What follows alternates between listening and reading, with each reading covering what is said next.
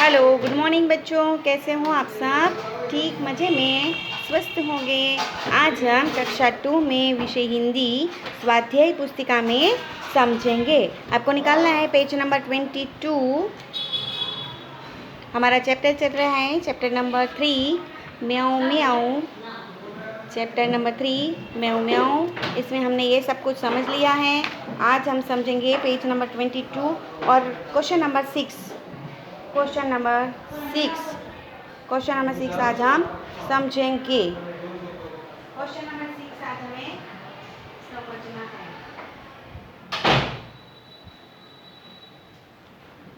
इस कविता के कवि कौन हैं? यानी इस कविता के यानी कौन सी कविता के? म्याऊं म्याऊं। इस कविता के कवि कौन हैं? तो इस कविता के कवि है धर्मपाल शास्त्री। कौन है? धर्मपाल शास्त्री इस कविता के कवि हैं। म्याऊं म्याऊं कविता के कवि धर्मपाल शास्त्री हैं। लड़की को किसने काटा? प्रश्न नंबर 7। लड़की को किसने काटा? चींटी ने या चूहिया ने? है ना। तो इस कविता के क्या बताया गया है कि एक चूहिया थी, उसी ने लड़की की नाक की नोक पर काटा था, है ना। तो चींटी थी क्या इस कविता में? नहीं। तो लड़की को चूहिया ने काटा है। चलो क्वेश्चन नंबर 8। म्याऊं म्याऊं किसने बोला? लड़की ने या बिल्ली ने? तो बिल्ली तो इस पार्ट में थी ही नहीं, केवल लड़की थी और चूहिया थी। तो म्याऊं म्याऊं किसने बोला? लड़की ने या बिल्ली ने? तो म्याऊं म्याऊं लड़की ने बोला है। चलो क्वेश्चन नंबर 9। तुम्हें अपनी दोस्त सुहानी याद है ना? उसका एक दोस्त भी था, उस नटखट दोस्त का नाम लिखो। ठीक है। तो हमने जो कविता पहले पढ़ी थी उसमें तुमने अपनी दोस्त सुहानी याद है ना? तो सुहानी थी, उसका दोस्त था चूहा, नटखट चूहा था। तो उस नटखट का नाम क्या था? उसके दोस्त का नाम क्या था? चूहा। चलो क्वेश्चन नंबर 10। अगर सुहानी इस लड़की की दोस्त होती तो सुहानी लड़की की मदद कैसे करती?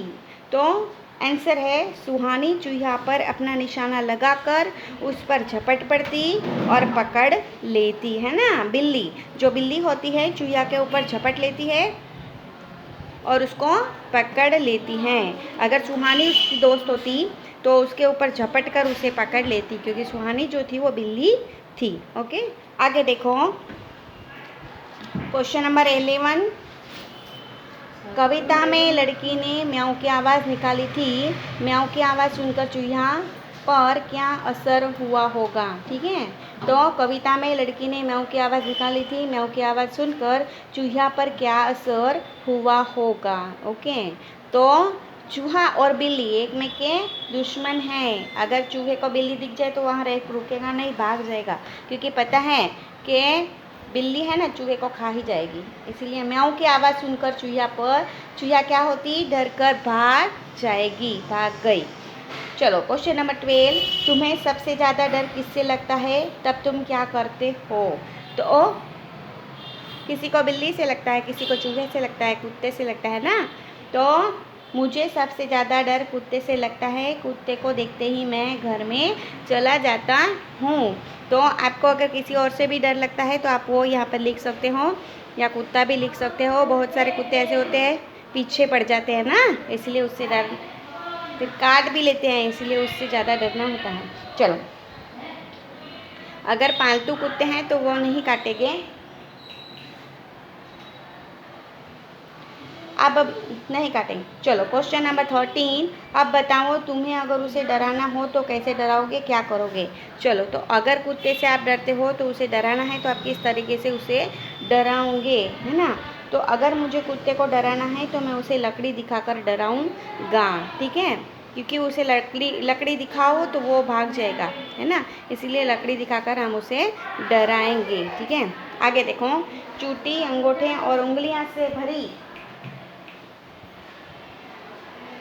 जाती हैं। अंगूठे और उंगलियों से और कौन कौन से काम किए जा सकते हैं? ठीक है, तो देखो यहाँ पे क्या कहा गया है। चूटी अंगूठे और उंगली से, यानी इस तरीके से।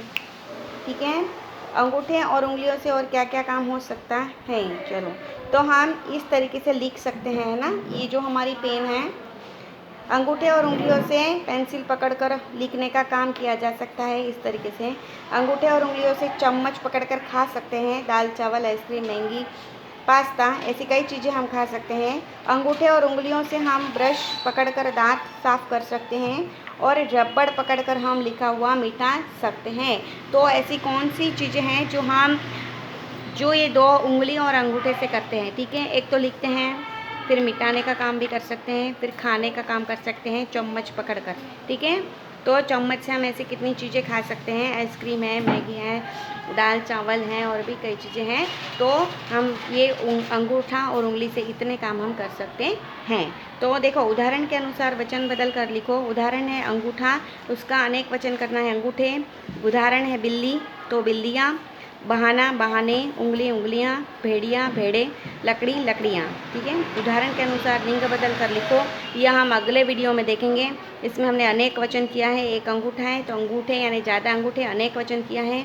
इसके आगे का जो है प्रश्न नंबर 8, वो हम अगले वीडियो में देखेंगे। तब तक के लिए आपको इसको समझना है और याद करना है। तब तक के लिए ओके, बाय।